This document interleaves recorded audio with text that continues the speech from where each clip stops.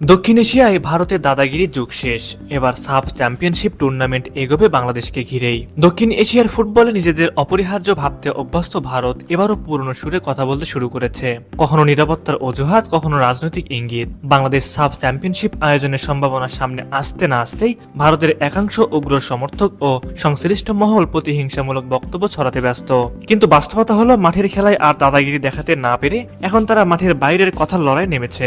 এবারে সাফ চ্যাম্পিয়নশিপ হতে যাচ্ছে বাংলাদেশে, আর সেটিও একেবারে জমকালো আয়োজনের প্রস্তুতি নিয়ে। দর্শক আগ্রহ, ফুটবলের উন্মাদনা ও দলের শক্তি সব মিলিয়ে এই টুর্নামেন্টের কেন্দ্রবিন্দুতে এখন বাংলাদেশ। অথচ এই বাস্তবতা মেনে নিতে পারছে না বর্তমান চ্যাম্পিয়ন দল ভারত। বরং শোনা যাচ্ছে বাংলাদেশের নিরাপত্তা ঝুঁকির কথা বলে তারা টুর্নামেন্টে অংশ না নেওয়ার হুমকি দিচ্ছে। এই নিরাপত্তা ঝুঁকির যুক্তি নতুন নয়। দক্ষিণ এশিয়ার ফুটবলে যখনই কোনো আয়োজনের নিয়ন্ত্রণ ভারতের হাতে না থাকে, তখনই এমন অজুহাত সামনে আসে। অথচ আন্তর্জাতিক ক্রিকেট, ফুটবল সহ বহু বড় বড় আসর বাংলাদেশের সফলভাবে আয়োজন হয়েছে। নিরাপত্তা নিয়ে প্রশ্ন তুলে আসলে ভারতের কিছু মহল নিজেদের ফুটবলীয় দুর্বলতায় আড়াল করতে চাইছে, একথা বুঝতে কারো বাকি নেই। বাস্তবতা হলো, এবারে সাফ চ্যাম্পিয়নশিপের সবচেয়ে হট ফেভারিট দল বাংলাদেশ।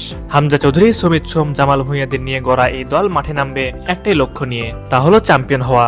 দলের শক্তি, ভারসাম্য ও আত্মবিশ্বাস এমন এক জায়গায় পৌঁছেছে যেখানে প্রতিপক্ষ কে তা নিয়ে বাংলাদেশ আর কোনো মাথা ঘামাবে না।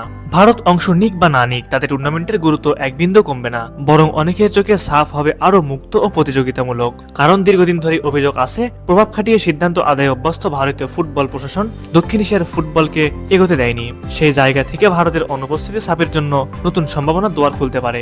সাফ কোনো একক দেশের সম্পত্তি নয়, এটি দক্ষিণ এশিয়ার ফুটবলের আসর, যেখানে প্রতিটি দেশের সমান অধিকার রয়েছে।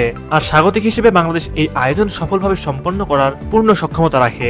বরং ভারতের অংশগ্রহণ নিয়ে অহেতুক নাটক না করে মাঠের খেলায় মন দেওয়াটাই ভালো হবে। কারণ সাম্প্রতিক বছরগুলোতে ভারতীয় ফুটবলের পারফরমেন্স বলছে দাদাগিরির গল্প এখন অতীত। দক্ষিণ এশিয়ার ফুটবল বদলাচ্ছে, আর সেই পরিবর্তনের মুখ এখন বাংলাদেশ। সব মিলে বার্তাটা স্পষ্ট, ভারত থাকুক বা না থাকুক, সাফ চ্যাম্পিয়নশিপ বাংলাদেশে হবে এবং জমকালো ভাবেই হবে। আর মাঠের লড়াইয়ে নামবে এক আত্মবিশ্বাসী বাংলাদেশ, যারা এবার শুধু অংশ নয়, শিরোপা জিততেই খেলবে। দাদাগিরির যুগ শেষ, দক্ষিণ এশিয়ার ফুটবলে এখন নতুন বাস্তবতা, আর সেই বাস্তবতার নাম বাংলাদেশ। সুপ্রিয় ভিউয়ার্স, আপনারা কি চান ভারত ছাড়া সাফ চ্যাম্পিয়নশিপ হোক? এই বিষয়ে আপনারা কি ভাবছেন তা আমাদের কমেন্ট করে জানাবেন।